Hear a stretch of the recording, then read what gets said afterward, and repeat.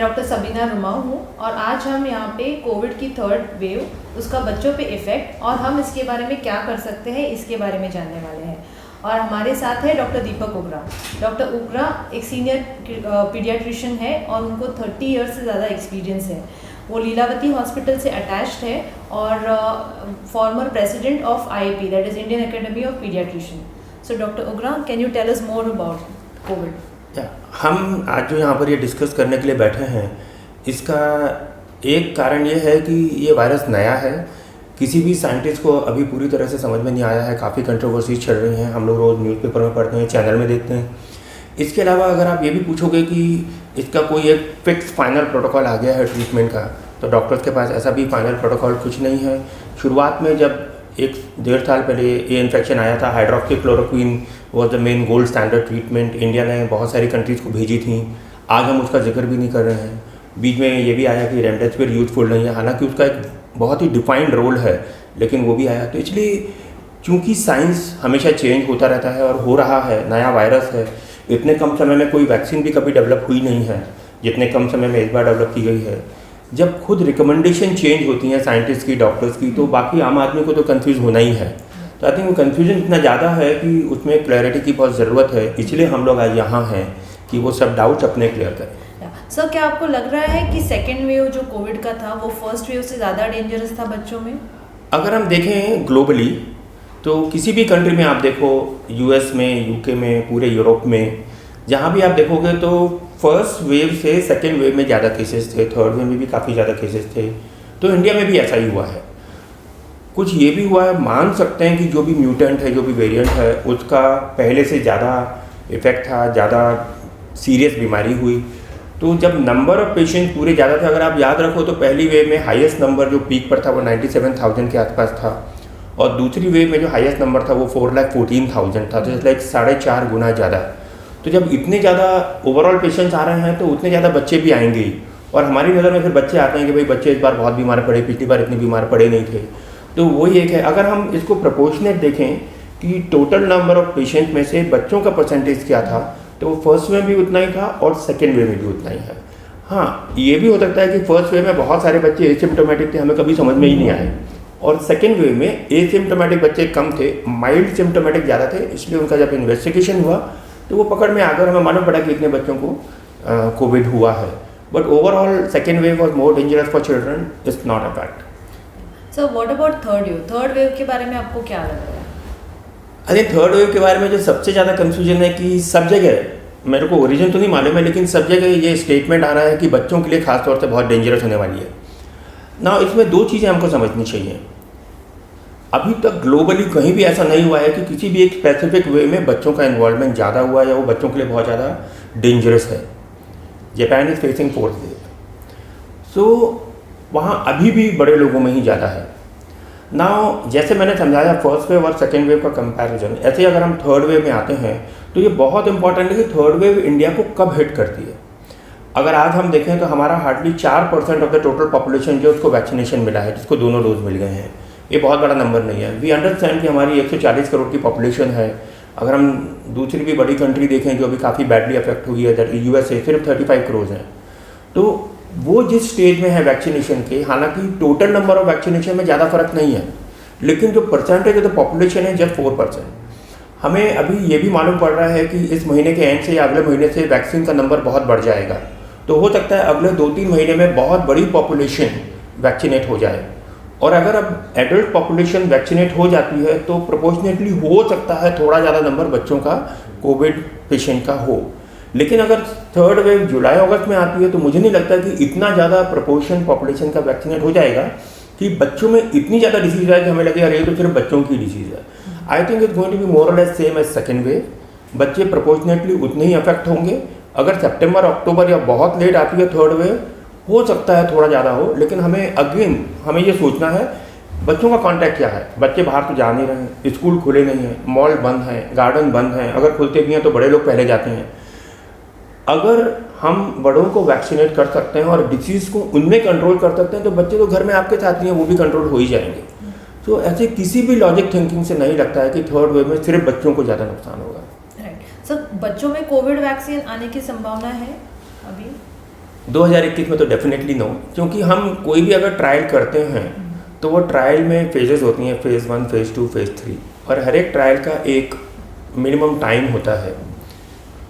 हम अगर देखें तो वो अभी भी ट्रायल में बड़ों के लिए भी फॉलो नहीं किया है। बहुत कम वैक्सीन ऐसी हैं जो बच्चों में ट्रायल के लिए अभी ली गई हैं, और वो वैक्सीन भी 12 साल से बड़े बच्चों के लिए ली गई हैं, छोटे बच्चों के लिए नहीं ली गई हैं। तो 2021 में इंडिया में बच्चों के लिए कोई वैक्सीन आ जाए मुश्किल है। अभी प्रेजेंटली जो भी वैक्सीन इंडिया में है, चाहे वो कोविशील्ड हो, कोवैक्सीन हो, या फिर जो अभी स्पुतनिक आई है जो डॉक्टर रेड्डीज लैब बनाएंगे, हमारी कंट्री में बनेगी, तीनों ही 18 ईयर्स प्लस को देना है। इसका एक वजह भी है। अगर आप दूसरी कंट्री से भी कंपेयर करें, यूएसए से, कि वहाँ अभी बच्चों को 18 साल से कम के बच्चों को देने लगे हैं, तो उन्होंने अपनी जो एडल्ट पॉपुलेशन है, जो हाई रिस्क पॉपुलेशन है, उसको पहले वैक्सीनेट कर लिया है। उसके बाद तो हमारी भी जब एडल्ट पॉपुलेशन वैक्सीनेट हो जाती है, तब तक अगर बच्चों का भी जो ट्रायल है उसका रिजल्ट आ जाता है तो हम लोग भी देंगे। सर, अगर कोविड वैक्सीन नहीं यूज़ कर सकते तो कोई और वैक्सीन जैसे फ्लू वैक्सीन, उसका कुछ रोल है क्या इसमें? देखिए, शुरुआत में बहुत कुछ सोचा गया था, जब ये था कि जो डेवलपिंग कंट्रीज़ हैं वहाँ बच्चे बिल्कुल भी अफेक्ट नहीं हो रहे हैं। जो भी सीरियस कॉम्प्लिकेशन MIS जो अभी हम देख रहे हैं बच्चों में, वो समय UK में आ रहा था और इंडिया में देखने को उतना नहीं मिल रहा था। तो ये सोचना था कि कुछ कुछ वैक्सीन्स ऐसी हैं जो शायद बच्चों को फ़ायदा कर रही हैं, उनकी इम्यूनिटी अच्छी है, इस मारे उनको इतना कोविड नहीं हो रहा है। लेकिन वो भी समय के साथ पिछले 16 महीनों में वो थ्योरी भी चलेगी, जो कि सेकेंड वेव में इंडिया में बच्चों को भी काफ़ी हुआ, सीरियस नहीं हुआ, और जो आए भी हॉस्पिटल में वो ट्रीटमेंट के साथ ठीक हो गए। Mortality is almost nil, almost. जहाँ तक इन्फ्लुएंजा का सवाल है, हम सबको मालूम है कि बरसात के दिनों में बच्चों को वायरल इन्फेक्शन ज़्यादा होते हैं। तो जो भी गवर्नमेंट की अभी रिकमेंडेशन आई है कि आप मानसून के पहले इन्फ्लुएंजा वैक्सीन दे दीजिए, उसकी वजह ये है कि गवर्नमेंट ये कोशिश कर रही है कि जितने भी बुखार के कॉजेज़ हैं उनको हम कितना कंट्रोल कर सकते हैं। और अगर हम सारी वैक्सीन बच्चों में जो इंडिया में दी जाती हैं उनको देखें तो गवर्नमेंट सेक्टर में भी पिछले 6-7 सालों में बहुत सारी वैक्सीन आई हैं। तो उन सब में एक इन्फ्लुएंजा वैक्सीन ऐसी है जो रूटीनली हर बच्चे को नहीं दी जाती है, और ये वैक्सीन हर साल चेंज होती है, क्योंकि वायरस का म्यूटेशन होता है और हर एक साल में एक नई वैक्सीन आती है। तो गवर्नमेंट ने ये ध्यान में रखते हुए कि बाकी सारे बुखार के जो कॉजेज़ हैं, खासतौर से जो मानसून में ज़्यादा होते हैं, उसके अगेंस्ट में जो वैक्सीन रूटीनली नहीं दी जा रही है वो वैक्सीन भी दे दो, ताकि ओवरऑल बुखार बच्चों को कम हो, ताकि कोविड-19 पकड़ने में आसानी हो। So is it possible to differentiate between the COVID का fever and flu, regular flu का फीवर? बहुत मुश्किल है। कोविड में भी सर्दी, खांसी और बुखार होता है, और इन्फ्लुएंजा में भी या कॉमन फ्लू में भी सर्दी, खांसी और बुखार होता है। लेकिन अगर बच्चे को सर्दी खांसी से बहुत ज़्यादा है, या बच्चा सिर्फ सर्दी लेके आ रहा है, तो उसमें फ्लू होने के चांसेस ज़्यादा हैं और कोविड होने के चांसेस बहुत कम है। इतना तो डेफिनेटली मानना पड़ेगा। और सर, कोविड इन्फेक्शन बच्चों में सीरियस हो सकता है क्या, और उसके क्या वार्निंग साइंस हैं? कोविड इन्फेक्शन किसी भी उम्र में सीरियस हो सकता है, लेकिन अभी तक जो देखा गया है उनमें बड़ों में, एल्डरली में ज़्यादा सीरियस हुआ है।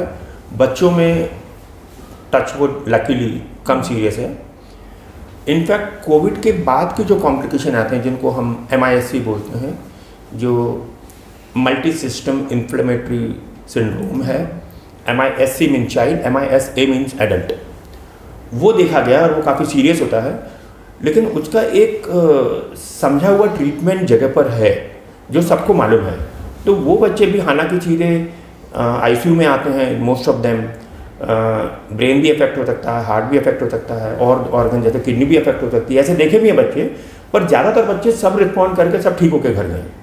So yes, I would say कि सीरियस कॉम्प्लिकेशन कोविड के बच्चों में हो सकते हैं, लेकिन टचवुड बच्चे ठीक हो रहे हैं, जो रिस्पॉन्ड कर रहे हैं। So what are the common symptoms, क्या है जो हमको ध्यान देने चाहिए? और सीरियस कभी बोलेंगे? नहीं, सीरियस को नहीं, कॉमन क्वेश्चन इज गुड। ऐसा कोई भी सिम्टम नहीं है जो बच्चों में जिसको कोविड है ना हो। अच्छा। कोविड सर्दी, खांसी, बुखार से हो सकता है। कोविड का बच्चा बुखार और एब्डोमिनल पेन से आ सकता है। बुखार, एब्डोमिनल पेन, डायरिया, वॉमिटिंग से आ सकता है। स्किन रैश और बुखार से आ सकता है। रेडनेस ऑफ आईज और बुखार से आ सकता है। हेडेक और बुखार से आ सकता है। तो इतना वेरिड और वेग प्रेजेंटेशन है कि कोई भी 2 या 3 सिम्टम को फिक्स करना कि अगर यही है तो ही कोविड है, ये बहुत मुश्किल है। डेंजर साइन को पिकअप करना बहुत इंपॉर्टेंट है, क्योंकि हर एक पेरेंट्स को ये मालूम होना चाहिए कि ऐसा कौन सा सिम्टम है या ऐसी कौन सी स्टेज है जहाँ हमें डॉक्टर की सलाह ले ही लेनी चाहिए या हॉस्पिटल चले ही जाना चाहिए और घर में कुछ होम रेमेडी या कुछ और ट्राई नहीं करना चाहिए। और वो है कि अगर बुखार बहुत ज़्यादा है और 3 दिन हो गए हैं और जो हम कॉमनली मेडिसिन लेते हैं पैरासीटामोल, उसको रिस्पॉन्स नहीं आ रहा है तो ज़रूर डॉक्टर के पास चले जाइए। सर बहुत ज़्यादा बुखार मतलब कितना? 102 से ज़्यादा। 102 से? हाँ, उससे ज़्यादा इंपॉर्टेंट है कि पैरासीटामोल को रिस्पॉन्ड नहीं कर रहा है। नंबर 2, अगर बुखार है, रेडनेस ऑफ आइज है, स्किन रैश है, बच्चा फीडिंग बराबर नहीं ले रहा है, आपको डाउट है कि पता नहीं डिहाइड्रेशन है या नहीं है, कभी घर में वेट नहीं करना है, डॉक्टर के पास जाना ही है। आपको मालूम है आपका बच्चा कितना अलर्ट है, उसकी अलर्टनेस में कमी हुई, वो उतना अलर्ट नहीं है, वो थोड़ा ड्राउजी है या लिस्टलेस है या कम एक्टिव है, डेफिनेटली डॉक्टर के पास जाना ही है। तो या उसका यूरिन आउटपुट बहुत कम हो गया है, आपको नहीं मालूम है कि उसने यूरिन किया है कि नहीं किया है, हो सकता है उसको डिहाइड्रेशन है, उसको डॉक्टर के पास जाना है। सर कुछ कॉमन सिनेरियोज है जहाँ पे पेरेंट्स को क्वेश्चंस रहते हैं कि जैसे क्या हम हमारे बच्चों को नीचे खेलने के लिए भेज सकते हैं क्या, तो उसमें क्या करना चाहिए? देखिए, वायरस ने अटैक किया है, we call it covid. Covid means corona virus disease which is affected the world in 2019। India में 2020 में आई, we are in 2021 and we will be living with the virus in 22 also, we don't know if 23, 24, 25 also. Virus तो नहीं जाएगा, धीरे धीरे जैसे vaccination बढ़ता है, हमारी इम्यूनिटी बढ़ती है या हर्ड इम्यूनिटी आती है तो इसकी सीवियरिटी कम हो जाएगी, पर वायरस रहेगा। अभी इस स्टेज में जो वायरस है, जो इसका प्रेजेंटेशन है, जो इसका इफेक्ट है, जो ये लोगों को इन्वॉल्व कर रहा है, ऐसी स्टेज में नीचे जाके बच्चों का ग्रुप में खेलना सेफ नहीं है। हमने अभी जैसे बोला कि बच्चों में ज़्यादातर माइल्ड इन्फेक्शन हो रहा है और बहुत सारों में एसिम्प्टोमेटिक भी हैं। तो हालांकि जो एसिम्प्टोमेटिक बच्चा होता है उसको हम मान के चलते हैं कि वो लो रिस्क कॉन्टैक्ट है, दैट मीन्स उससे दूसरे बच्चे या बड़े को लगने के चांसेस कम हैं, लेकिन ज़ीरो रिस्क नहीं है। तो बच्चे नीचे जाते हैं, हग करते हैं एक दूसरे को, खेलते हैं, फिर उनको ध्यान हैंड हाइजीन भी मेंटेन नहीं कर पाते हैं, किसी चीज़ से खेल रहे हैं, एक दूसरे से मिलते हैं, तो एक बच्चे से दूसरे बच्चे को और एक फैमिली से दूसरी फैमिली को बहुत ईजिली जा सकता है। सर बट अगर बच्चे मास्क पहन के जाए तो इज दैट ओके? सबसे पहले तो वर्ल्ड में कोई भी हेल्थ एजेंसी ने ये अलाउ नहीं किया है कि 2 साल से छोटे बच्चों को आप मास्क पहनाओ। तो let us be very very clear कि 2 साल से छोटे बच्चे को हमें कभी भी मास्क नहीं पहनाना है। जहाँ 2 साल से बड़े बच्चे की भी बात आती है तो एक्सेप्टेंस इज़ वेरी इंपॉर्टेंट।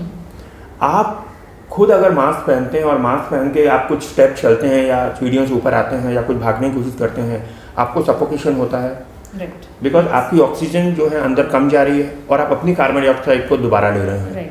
तो सेम थिंग बच्चों के साथ भी होती है। अगर वो खेलने जा रहे हैं नीचे और हम उनको मास्क पहना दें तो हम उनकी भी हेल्थ के बारे में सोचना चाहिए कि वो अपनी ऑक्सीजन कम होगी, उनको कार्बन डाइऑक्साइड ज़्यादा लेके जाएंगे, उनको भी परेशानी होगी। तो आई थिंक ये अच्छा आइडिया नहीं है कि मास्क पहना के बच्चों को नीचे खेलने के लिए जाने दिया। सर कुछ फैमिलीज़ में ऐसे क्वेश्चंस आते हैं कि अगर ब्रेस्ट फीडिंग मदर रहेगी तो और अगर मदर पॉजिटिव है और बेबी नेगेटिव है, या फिर बेबी नेगेटिव है और मदर पॉजिटिव है, या फिर दोनों भी पॉजिटिव है, तो ये सिनेरियोज में उनको कैसे डील करना चाहिए?